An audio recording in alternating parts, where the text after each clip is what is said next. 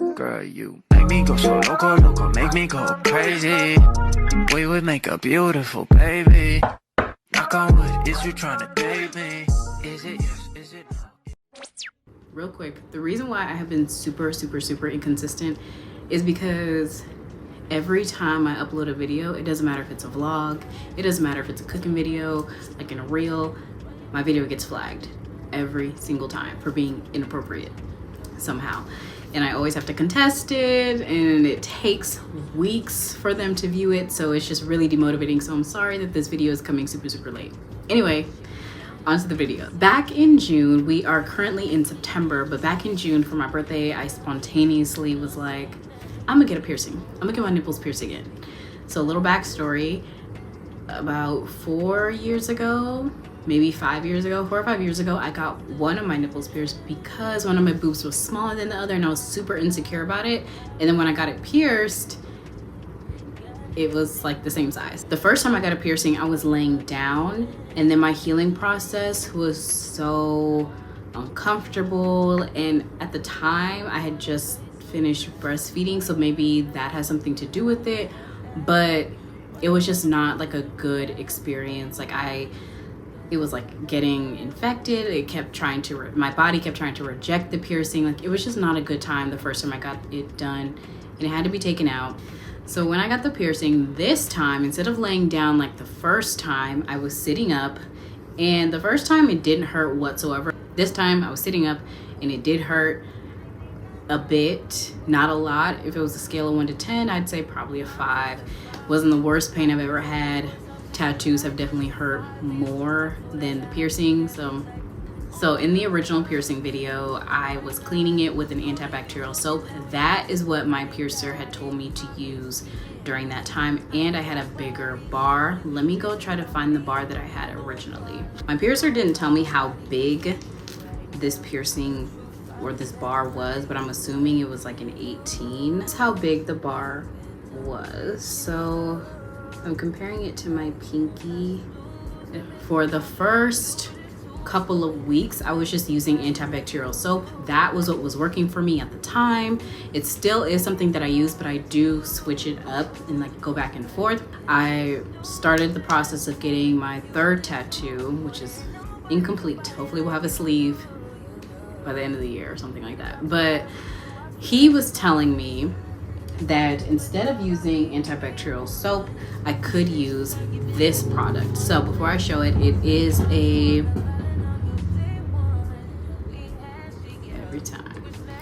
it's a pain relieving but also cleansing spray. So this is what it looks like here. And this is what he recommended while I was getting my tattoo done, because I told him I had just gotten a piercing from another place. And I could see why this would work for some people.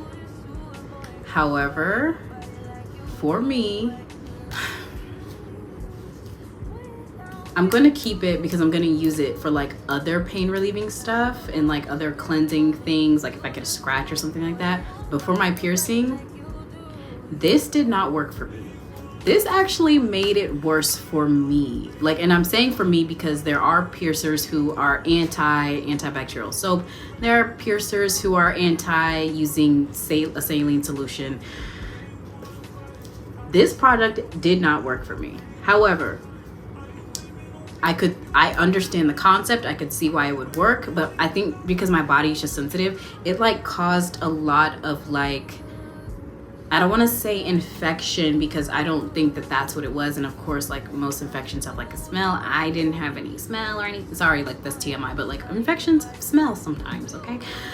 But I didn't have a smell, but it caused a lot of crusting, and it caused I'm gonna say it's an infection, I don't know, but like it caused a lot of crusting like around the bar, and like it was like I had to like scrape off, like it was just not. So as of now, I don't remember what size I have. It's either a 14 millimeter or a 16. I feel like it's a 16. I'll write it down. But So I did go on Amazon and I got some like extra piercings. I'll do like a piercing collection like the more that I expand my piercings, but as of now I don't really get super duper fancy with my piercings because they're still healing. Like once they're fully healed, of course I'll go and like put in the fun ones. Like I have a piercing bar one that I cannot wait to wear. Like I think this would be super cute, super fun, but I do not think that my breasts are in a place right now. Like I said, I don't think my boobs will be ready just yet for this, but I think that by probably the end of the year or maybe even earlier into next year, excuse me, at some point my boobs will be ready for this and I cannot wait to wear this. I have one right here. This is like a pretty basic bar that I'm wearing. I have one that is just like this, but the balls are gold. So I think that's really cute and it looks really nice with my skin tone, especially because it's summer and blah, blah, blah. Well, summer's ending. Has it ended? I don't know. As of right now, I wear pretty much basic bars because I'm still in the healing process. But once they have fully healed, I think that I'll start getting more creative with my piercing collection, and that'll be a video at a later date. Now, how do I clean them? So like I said, I still use antibacterial soap. I just use a random antibacterial soap or like Dial. Everybody knows what Dial soap is, so I'll use that. Or I will use a saline solution.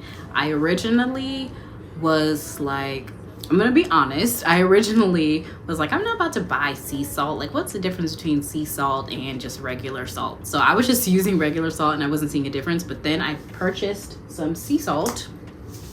This is the one that I use. It's the Morton Fine Grain Sea Salt. And I use this, I just find a designated cup that I have. It's just a blue cup. Pour water, hot water, not super hot, but okay, so for me, I like make sure that the water is super hot, then I pour the salt in, and then I go and like let it like cool down. Like I'll put something on top of it so nothing gets inside of the cup, let it cool down just a little bit, and while it's still warm, I'll go in, mix the salt and water solution, put it over my boob, and like I go like in this like shaking motion, so I'll like with the cup of water. And that's how I usually get them clean. Now, of course, as you know, like I don't have to explain, but like when you're using like a rag, like if you're in the shower and you're washing with the antibacterial soap or whatever soap works for you, Castile soap, whatever the case may be, obviously be super careful, because snagging, even if it's not like a raggedy washcloth, you can still snag. And when you snag during the drying process, during the washing process, it will make you want to take your entire titty off. So just be mindful. Just be mindful to how aggressive and how careful you are with washing.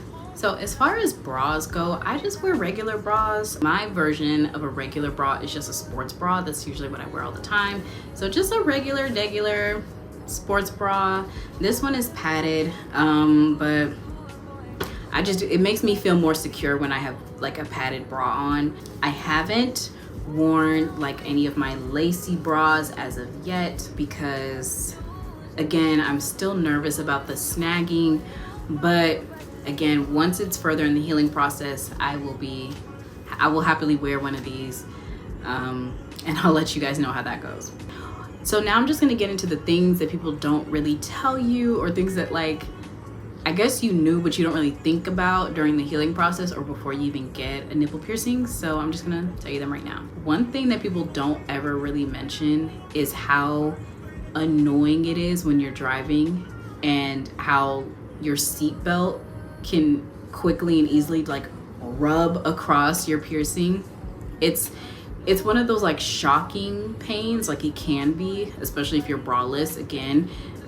So just be mindful, obviously wear your seatbelt, but like be mindful of like the seatbelt placement, that is actually going in between the boobs and not on them. Because sometimes I would just place my seatbelt however, and I am very mindful of like where my seatbelt is so it doesn't rub up against like the end of a piercing. They talk about the washcloth snagging, but also like your clothes can snag, towels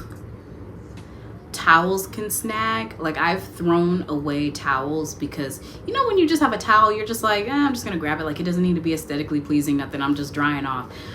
I've thrown away towels because they've snagged on like one side of the piercing, like one of the balls, like they've snagged on it, like this side, and like tugged. I've had a towel like get stuck and like wrapped around, so I've had to like cut the towel up to get it off. So I've thrown away quite a few towels just to save myself. Set me free. I've saved myself from the towels. So snagging with washcloths is a thing, but snagging with towels, clothes, your own bedding. Another thing that people don't often mention, or that I haven't mentioned, is just how itchy they can be. And maybe it's just me, but when I have like an ailment, like even like tattoos, if I have a scratch, anything during the healing process of things on your body, for me, it's super itchy. It's just itchy during the healing process. So I don't know if that's the same for everybody else, but with that, I clean my piercing a lot more often. I've heard piercers say just once a day, twice a day. I clean mine maybe 3 or 4 times a day just to try to combat the itchiness. And again, I don't put anything on my boobs. That's a lie. As far as like perfume and like lotion and whatnot. But, so itchiness. If my boobs are too itchy, I will, and I've heard people have debates about this, I will put like an anti-itch or like a healing ointment on my nipple, like directly on the nipple, or like on the bar of it. But I only put it on the bar if I wash. If I feel like I waited too long, like for example, like let's say and the holes of piercings can close really fast.